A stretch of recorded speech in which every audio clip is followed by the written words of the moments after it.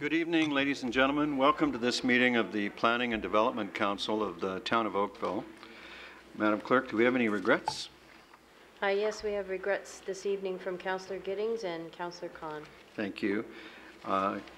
Council, are there any declarations of pecuniary interest? Thank you.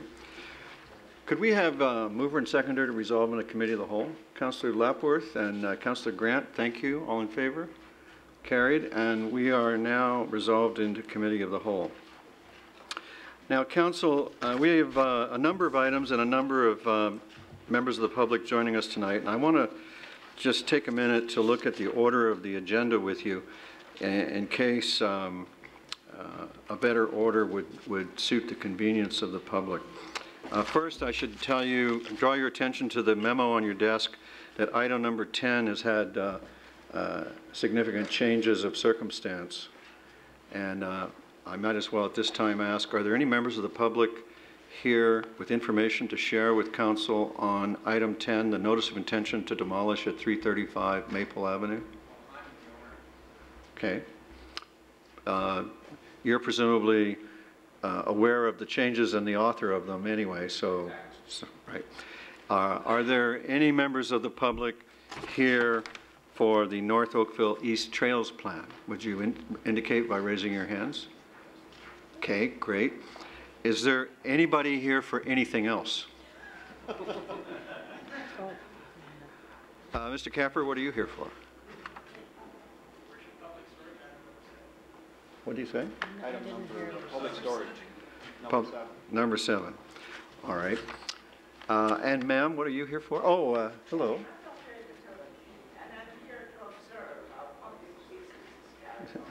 That's fine.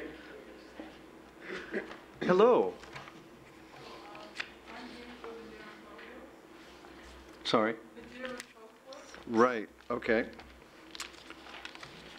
Great. So, Council, I would suggest that we go to the trails first rather than nearly last. Is that convenient for everyone? Everyone agree with that? All right. For the benefit of the public, many of the people who are here concerned about the trails were here concerned about the urban forest tree management plan, and I believe Council intends to proceed with this in a very similar way to the way Council did with that. So a motion has been prepared. I don't know if Council will adopt it, but I'll read it out so that everybody, I'm going to try to get everybody on the same page right at the start here. So the motion, which will be put before Council, reads, our community has worked for more than 7 years to create Oakville's natural heritage system. The natural heritage system is a signature element of Oakville's identity and is an important component of our plans to make Oakville more livable. In this regard, the details on the treatment of the trails within this natural heritage system requires further evaluation through additional input from all interested persons. Therefore, be it resolved that 1, the North Oakville East Trails Plan and related report from Community Services, Planning and Development, and Infrastructure and Transportation Services Commissions be received. 2, a Council subcommittee be established for the purpose of hearing presentations and input from interested persons on the North Oakville East Trails Plan. 3, Mayor Burton and Councillors Elgar, Adams, and Grant, and any other members of Council who wish to be on the committee, be appointed to the Council Subcommittee on the North Oakville East Trails Plan. And 4, that staff report back to Council early in 2012 on the presentations and input received and potential options discussed at the subcommittee for Council's consideration in finalizing a North Oakville East Trails Plan. And our intention behind having the same core personnel at minimum on this committee as the trees is they're related, and we wouldn't want to inadvertently introduce inconsistency between the two. So With that, we don't mean to shut off anybody's desire to delegate to council tonight, but as with the other one, you may wish to wait until you see, input into this and save your delegating time for the other end of this. And if, on the other hand, this resolution, if introduced, and I intend to introduce it, if it fails, we will still hear from you. So you're not being done out of anything. So does that meet with general approval? Yeah, or I guess the easier way to do it is there anyone unhappy with that course? Very well then. I will pass the chair to the acting mayor, Councillor Lapworth, so that he might recognize me and I might introduce this for a discussion. Mayor Burton, you have the floor. All right. I move, as I read out earlier, and to spare you the time, I won't reread it, because I probably read it as well as I can read it, with all my, never mind any fumbles. And being that we're in committee of the whole, there is no second required. Councillor Lapworth, would you like to conduct the debate? Yes, I will. Okay, any members of council wish to speak to this item? Councillor Derrick? Thank you, through you, Mr. Chair. At the appropriate time, and I dare say this might be it, I would be willing to serve on that committee as well, if there are additional names that are being sought for input. Thank you, Councillor Derrick. Councillor Robinson. Thank you very much, Acting Mayor Lapworth. Your Worship, I too, as the lead in the Natural Trail Standards MAG, which had an awful lot to do with this getting deferred from the previous meeting till tonight, would like very much to sit and serve on that committee. I think it's the right way to go, and it'll bring the MAG information to the other information and unite everything together and come back to council where we will hear all the delegates that wish to speak to us. Okay, thank you, Councillor Robinson. Anybody else want to speak to this item? Okay, back to Mayor Burton. Thank you. Thank you, Mr. Chair. So the motion would read, as members for the committee, Mayor Burton, Councillors Elgar, Adams, Grant, Duddick, and Robinson. And I'll pass it to the clerk. Your Worship, if I may, some of the councillors have never received a copy of our MAG report that we submitted in October of 2009, and I wonder if the clerk's department could arrange that they all receive one. I just heard her say yes. Oh, okay, thanks. No problem. So I guess I'll take the chair back. Any other discussion? I'll call the vote. All in favor? Opposed, if any, and that is carried. Councillor Elgar. Just on the point of the natural heritage system, I just wonder if you can elaborate just a little bit what happened with the natural heritage system throughout Halton region that we just got word of, so everybody can hear the same thing. Actually, this is delightful news.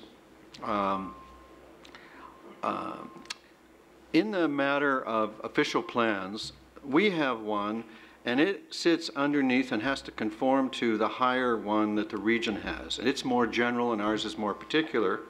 But the two of them work together, and indeed the two of them then fit into the province's plan and the province's policy statement. At the region, when we were doing the new regions, the new regional plan called Sustainable Halton, Livable Oakville fits inside Sustainable Halton's plan.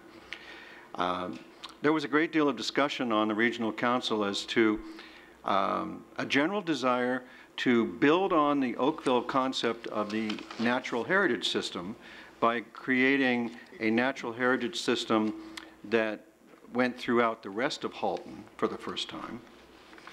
And the regional council in Halton had the opportunity of choosing between a skinny one and a medium one and a big one, which we called the enhanced natural heritage system.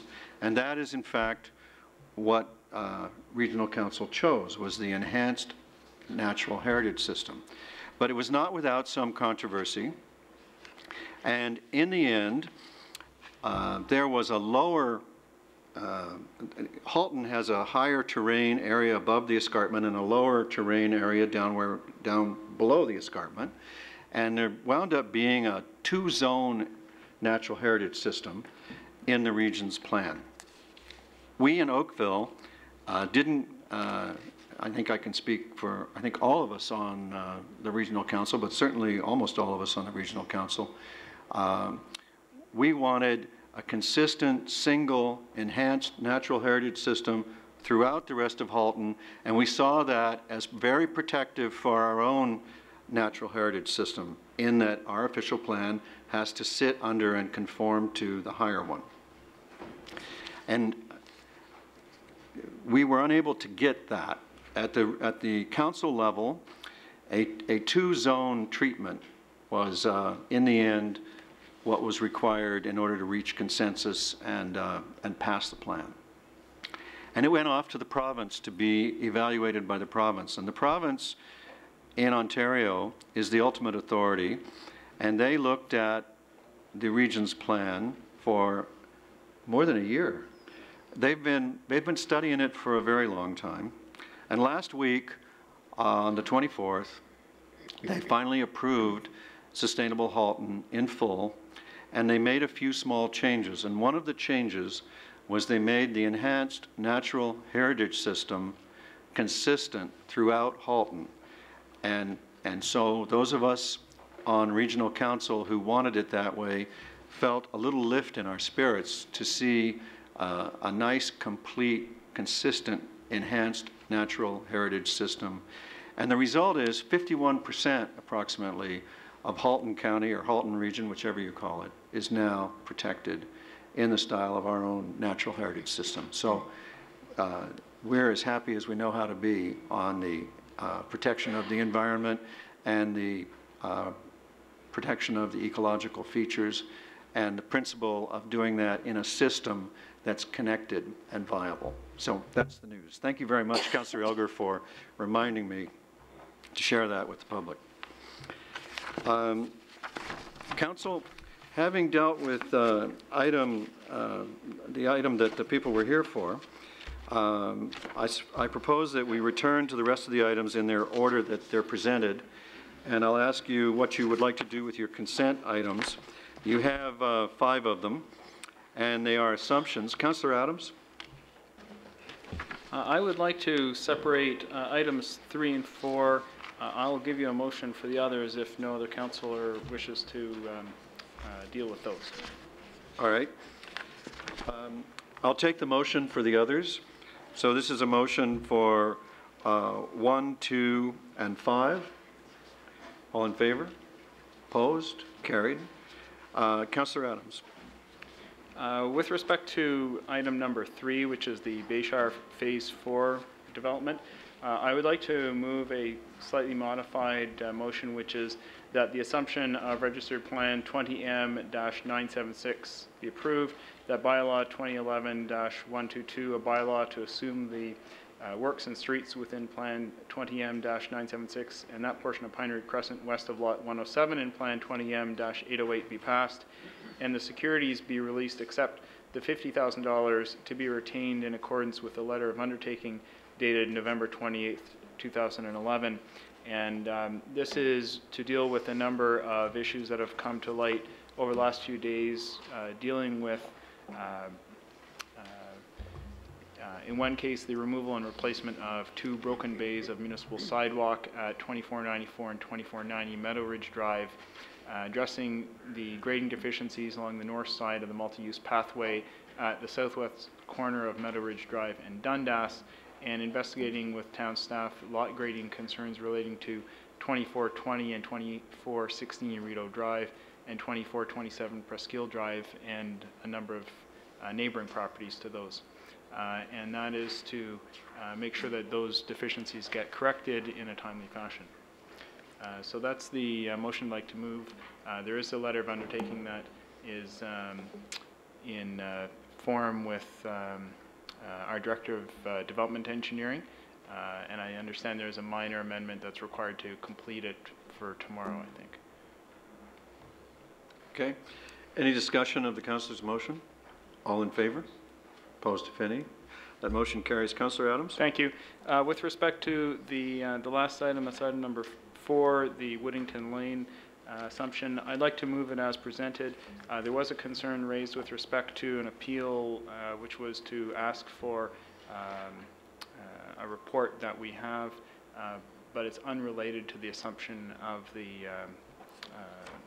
this bylaw, or the motion of this bylaw, which is the assumption of the subdivision plan.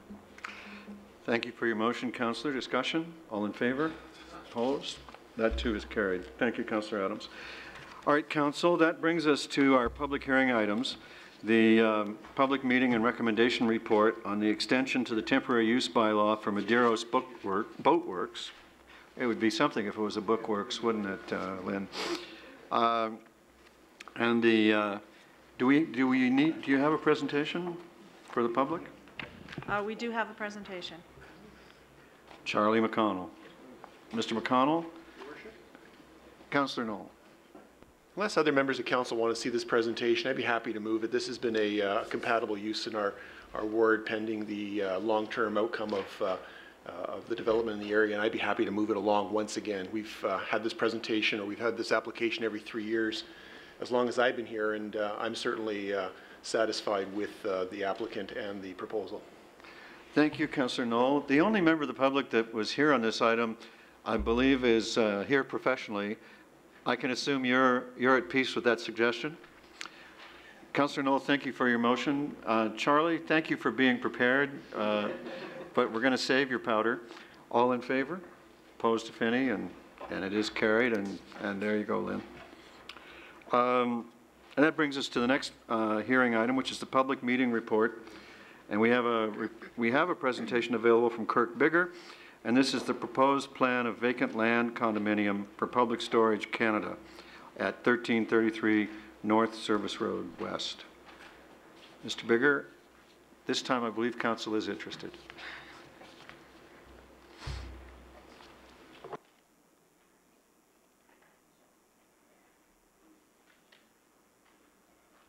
Thank you, Mr. Chair.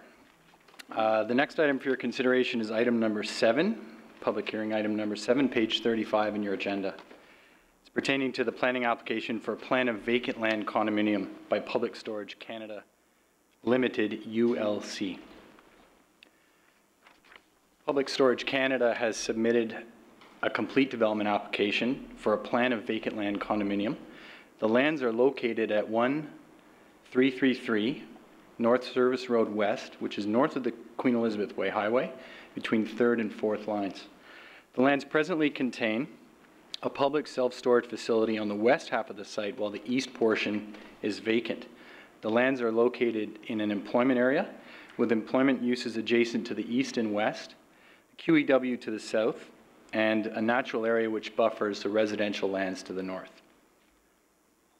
In the livable Oakville plan, these lands are designated office employment, and the intent of that designation is to provide primarily for prestige office uses. Oakville's comprehensive zoning bylaw zones these lands as E1 light employment, and this zone permits a range of uses that include offices, financial institutions, light industrial operations, medical offices, restaurants, places of worship, vehicle dealerships, and vocational schools. Just some of the uses. Before you on this slide is an image of the plan of vacant land condominium. And the purpose of this application is to develop 2 units and a common element driveway. Vehicular access will be from the North Service Road.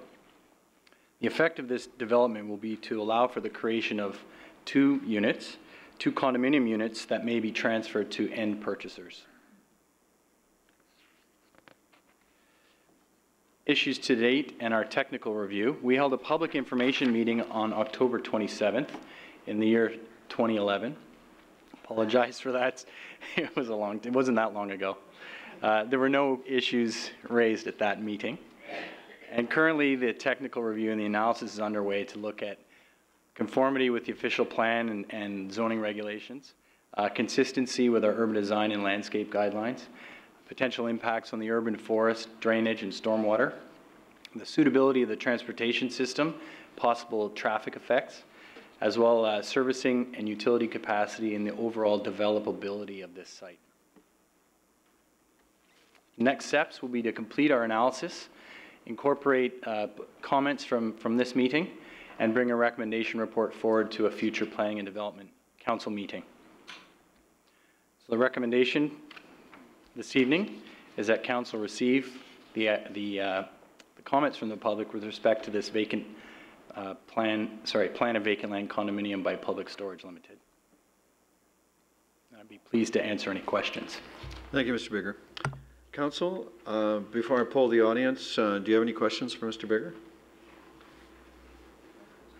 Are there any members of the public here with information for council or staff on this matter? Going once, going twice. Mr. Capper.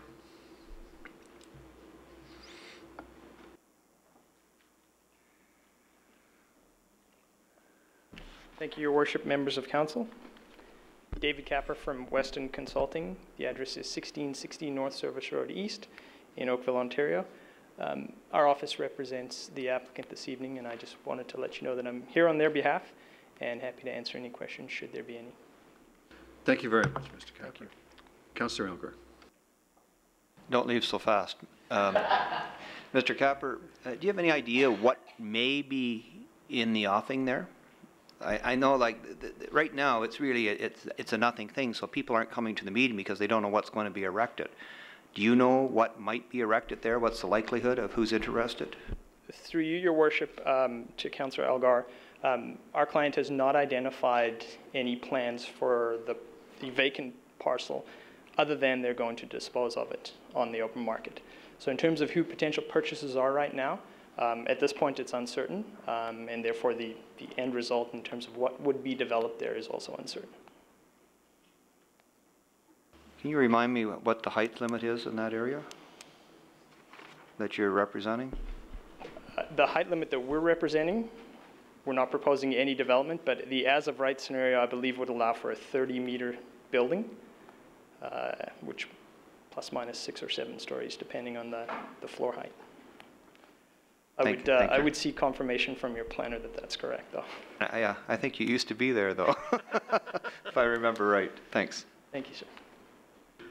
Councillor Elgar, anything else? Yeah, just to the planning department, what is the actual height limit and number of stories, and how high can they go with the other furniture that goes on the roof? What is the maximum height? Because that is the issue always along that section of the building area on North Service Road. So thank you for your question.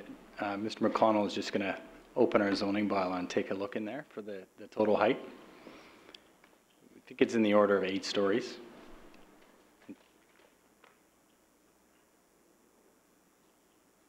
think that's the kind of thing that would make people come out to a meeting when we're receiving information. If they happen to view it, they can go back and then they will know exactly what could go there, which will stimulate a lot of interest. And I realize at this time that isn't what's before us, but it's good to have a heads up of what could be coming.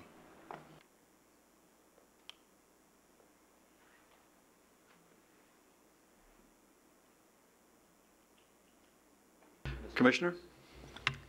Perhaps I could suggest we could provide you that information at a later date, because we had recently done a housekeeping bylaw, if you recall, just a few months ago, that dealt with some of the issues around the mechanical and its interpretation of its height limits. So it may be worthwhile for us to just look at it with our zoning people and actually provide you a memo that sets out the height requirements.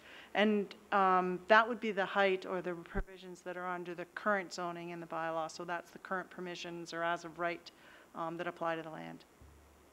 That would be fantastic. Thank you. All right. Thank you, Councillor Elgar.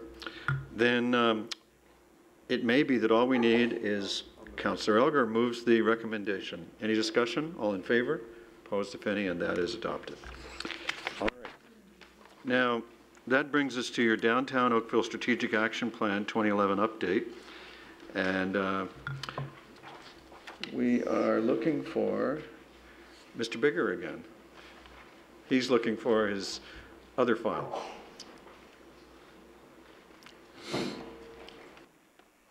Thank you. My other pile and my other slide deck. Thank you, Mr. Chair. So this next presentation is item 9 in your agenda, page 115, and it's the Downtown Oakville Strategic Action Plan 2011 update. So the Downtown Oakville Strategic Action Plan was based on a thorough review of all the items that affect downtown Oakville and a comprehensive public engagement program. This action plan was endorsed by Council on August 9th, 2010, and the plan sets out 12 prioritized initiatives covering cultural heritage, urban design, transportation, culture, public facilities, and a retail strategy, to name a few. This 2011 annual report provides updates on those strategic initiatives, some updates on some deferred projects, as well funding requests and the relationship of the downtown studies to the Vision 2057 program. Pending the outcome of some of the studies that have been directed or that are initiatives under the action plan, one study in particular may have implications for the road cross sections throughout downtown Oakville, and that is the Transportation Access and Mobility Study. Sidewalks and intersections, on-street parking may all be affected by the outcome of this study, and so the Water Street Reconstruction Project and the Lakeshore Road East resurfacing projects have been deferred pending the input from that study. And so those will remain deferred, and it's anticipated that Lakeshore Road won't be resurfaced until at the earliest 2013. Any capital funds that were being held for those projects have been returned to the source.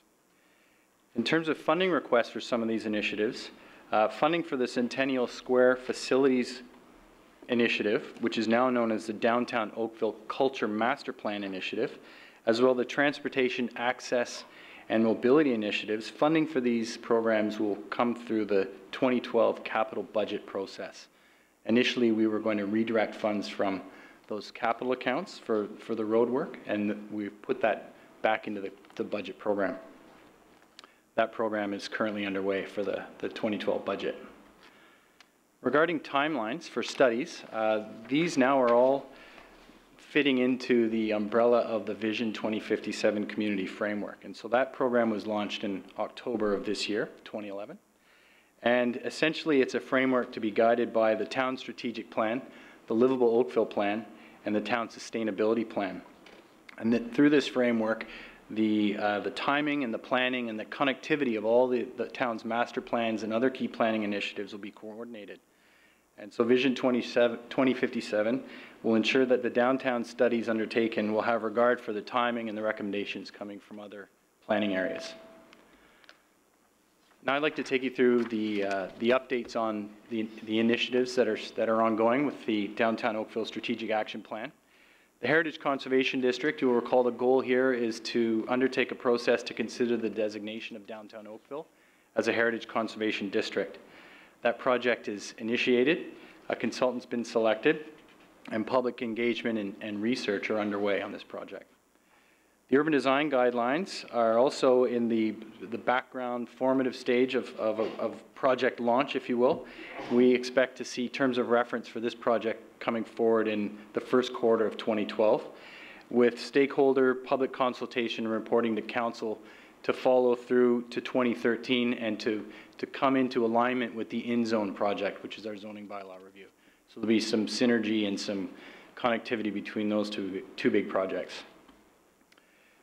As mentioned earlier, the Centennial Square Facilities Initiative has been renamed to the Downtown Oakville Culture Master Plan, and the goal still is to look at the revitalization of the Centennial Square facilities, which are the pool, the library, and the Performing Arts Center.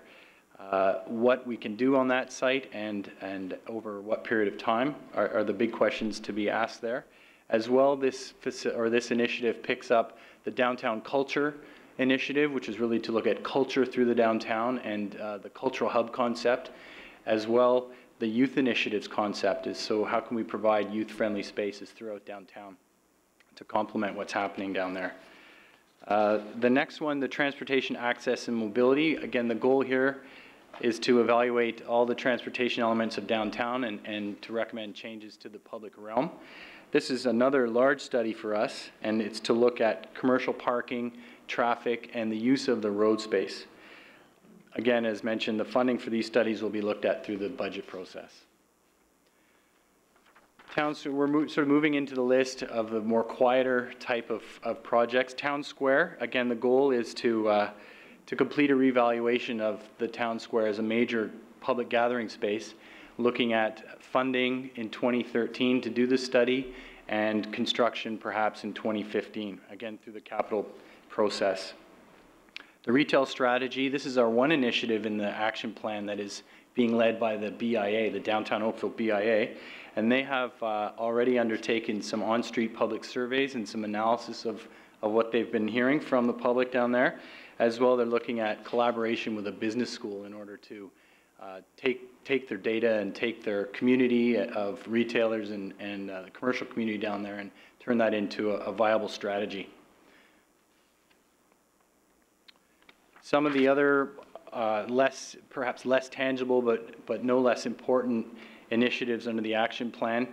The initiative of accessibility and safety, there are two components to this. One is to look at the public realm and how well we are addressing the barrier-free type issues through downtown. And the second one is an outreach component and how we can communicate the needs of accessibility and safety to private property owners over time, and so that they can work on their facilities to provide those types of services. The audit component, which is the public realm piece, is going to be added to the transportation access mobility study, and that second piece will come out of our communications and coordinations initiative, which is the second initiative.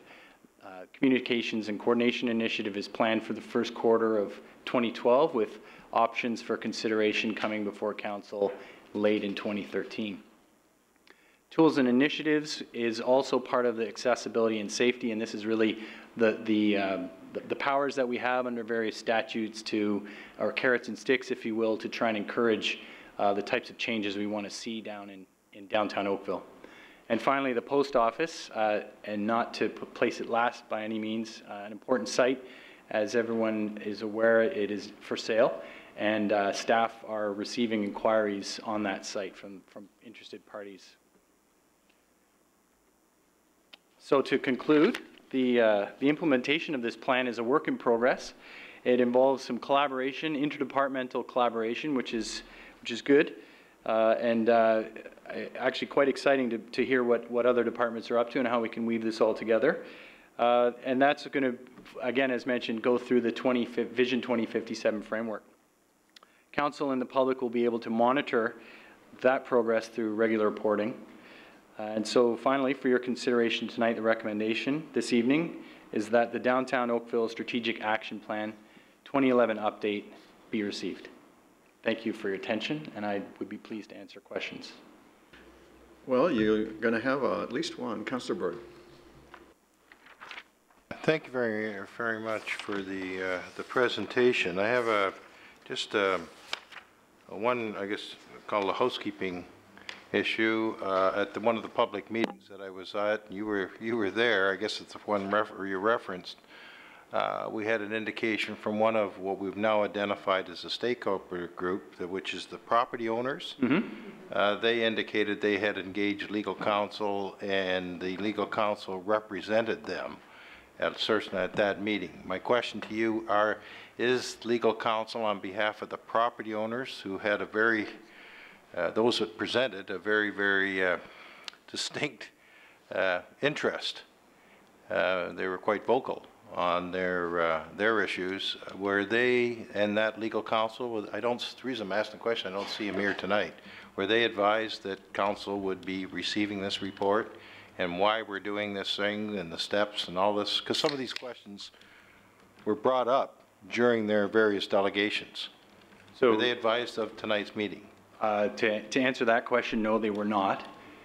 You were talking about a separate process. Okay. So the Downtown Action Plan had a number of initiatives. One of those initiatives is to look at designating downtown Oakville as a heritage conservation district.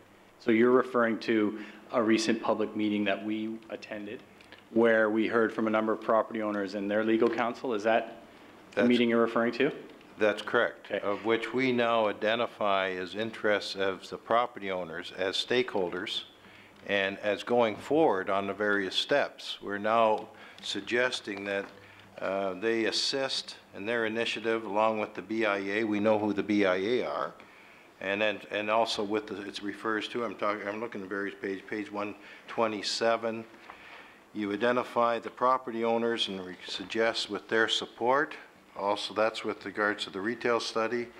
They also make the same verbiage with regards to the town square. It looks the property owners, residents, and association in the BIA.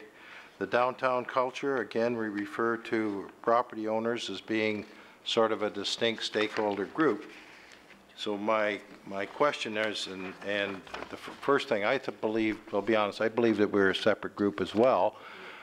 Prior to the public meeting, we had a delegation to the BIA, at a BIA, an impromptu meeting that suggests that those two groups, there was some commonality of interest between the BIA and the property owners. I don't know if there was actually a merger on that idea, but it was certainly advanced at the meeting I attended, and the BIA are come back. So I want to, as I say, is everybody going to agree to this or on the same page, or are we going to be have various interests being articulated as we go through every step of the way?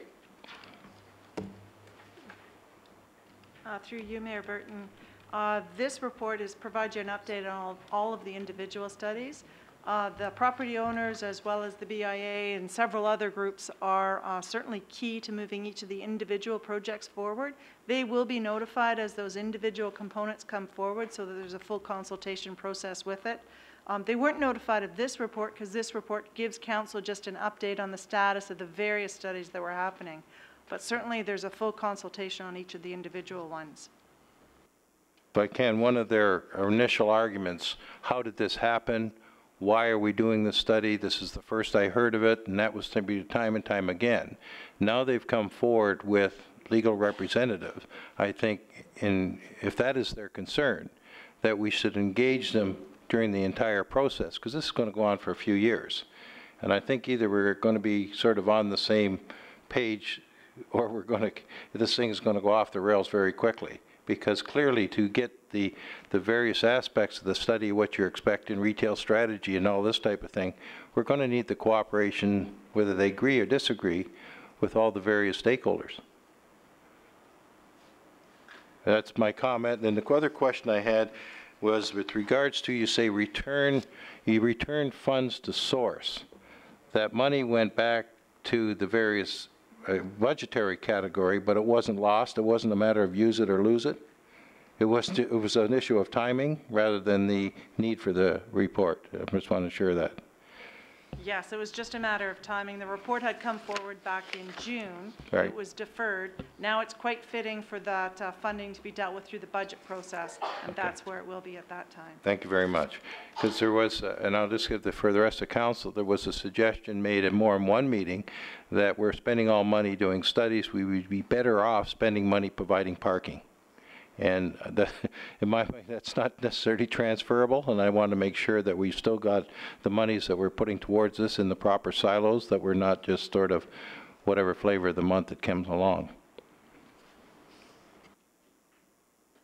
That was specifically the subject matter that was dealt with as part of the report that had come forward in June.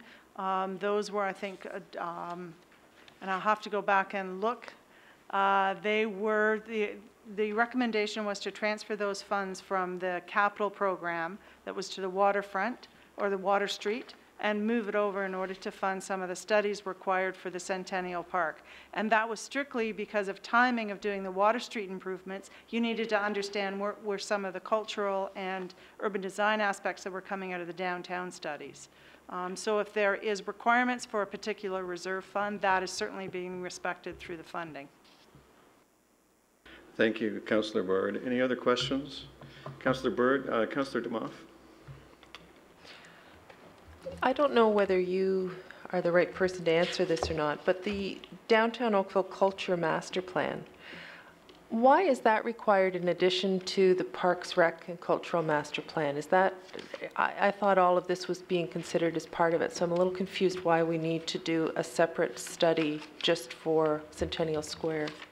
Councillor, the Parks, Rec, and Library Master Plan does not include culture because we already in 2009 did a separate culture plan, master plan.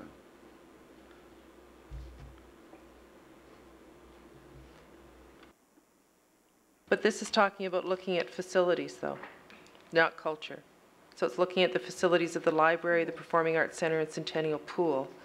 So how is that different than the facilities that are in the Parks, Rec, and Culture Master Plan? I'm just trying to call your attention to the fact it's not any longer Parks, Rec, Culture, and Library Master Plan.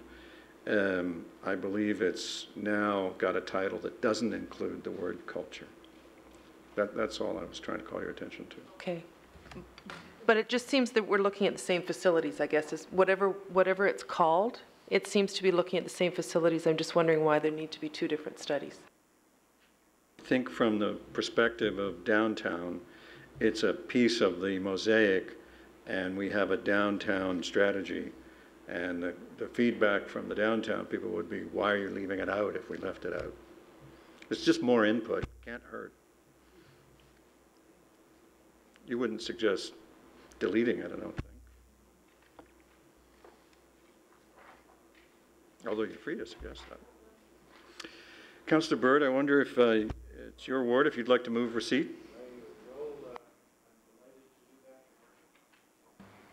To move receiving of the report and wish them Godspeed during the next 2 years of studies. Thank you very much. You've seen a study or two in your time, haven't you? Any other discussion? All in favor? Opposed? The report is received. That brings us to item 10, the notice of intention to demolish. I'll just explain the changes I referred to earlier on this file. The staff report before you, and I'm not sure if everybody else is experiencing this, by the way, but I feel like many of the microphones are dropping out. Is it my imagination, or is, no, in fact they are, okay. So, so much for that fix. All right, so we'll carry on. The staff report before you recommends that the property be designated under the Ontario Heritage Act in order to prevent the building being demolished. This recommendation was supported by Heritage Oakville on November 8th. On November 18th, the owner withdrew his notice of intention to demolish. In lieu of the current staff recommendation, Council may wish to consider the following substitute motion. Quote, that the report dated November 1st, 2011 from Planning Services regarding the notice of intention to demolish for 335 Maple Avenue be received. Now, if Council chooses to receive the staff report, the property will remain listed on the Heritage Register as a property of cultural heritage value or interest, and the property would not be designated, nor would approval be granted to demolish the existing house. So if, I'll just first check and see if Council's interested in that recommendation from staff. I'm not seeing any objection. And the owner is here, and I understood earlier that you were involved with this development and you're for this. So all we need now is a motion, and Councillor Duddock has provided it. Any discussion? All in favor? Opposed? And that is carried. So that brings us to the advisory committee minutes, and the recommendation is that the minutes be approved, and or rather items 6A, 6B, and 6C be approved and the remainder of the minutes be received. Councillor Knoll. I'll give you that very motion. Thank you. Any discussion? All in favor?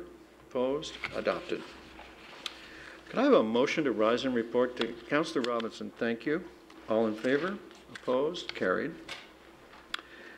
Let's just see here.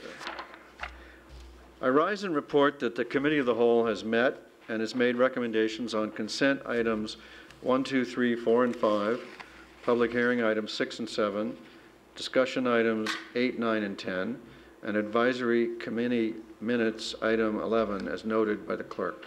I need a mover and seconder for the report. Councillor Johnston, Councillor Elgar, all in favor? The report is adopted.